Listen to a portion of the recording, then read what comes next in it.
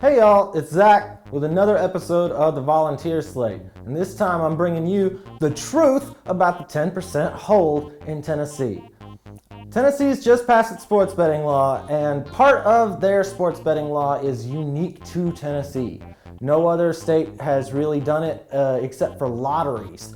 But we're happy to have sports betting in whatever capacity, so let's just delve into what the mandatory 10% hold means. Tennessee, in an effort to make sure that sports betting was going to bring tax revenue to the state, put in a clause for our sports betting law that says that 90% is the maximum payout that sportsbooks can offer. That doesn't mean that you're limited to only 90% of your wager. That just means that over the course of the year, the sportsbook has to make at least 10% profit on its bets. It can't pay out more than 90% of what is bet over the course of a year. There's lots of ways that they can make sure that this happens. One of the ways that I think that you'll see is they'll incentivize parlays.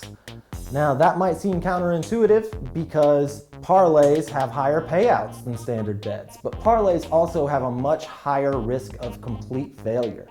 So if the casinos or sportsbooks in this case are going to incentivize parlays, they're going to accumulate a lot of bets that they don't have to pay out at all. The other ways that they could do this is we could see a slightly different standard wager. So if you've watched some of the Volunteer Slate videos earlier on the channel, you'll see things that most of the bets had a minus 110. We were using the Colorado sports books in those cases. Colorado doesn't have a mandatory hold, so all they have to do is make money. They don't have a specific percentage that they have to make. 10% is a pretty high make for a sports book. Only the sports books in Mississippi and Delaware were actually able to clear a 10% hold last year. So we will probably see slightly less favorable odds on some bets. Now, I'm not sure whether that goes, they're going to start moving point spreads, probably not. What could happen is you see, instead of minus 110 where you have to bet 110 to win 100, you could see minus 115, maybe even minus 120. So you'd have to bet 115 or 120 to win 100. I don't think that we're going to see much of anything over minus 115, specifically because there are so many sports books already approved in Tennessee.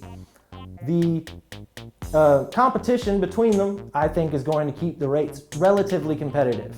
I do think that you see the prop bets and parlays get incentivized, and you could see poorer odds on some lesser bet sports like MMA or boxing.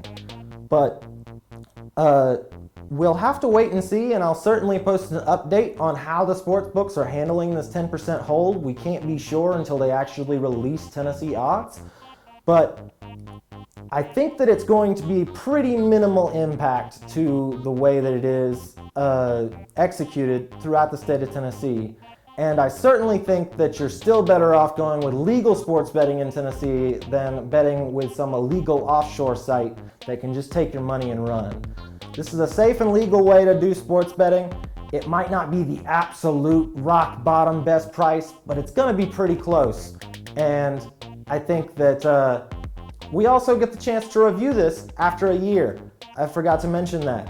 1 year after, so November 1st, 2021, we can repeal this mandatory 10% hold and get the bets to the best possible price. But for right now, if you live in Tennessee and you're trying to bet on sports, you should bet legally on one of our sports books and not worry too much about the hold, because I don't think that it's going to matter too much in the long run. I'm Zach, this is the Volunteer Slate. Thanks for watching.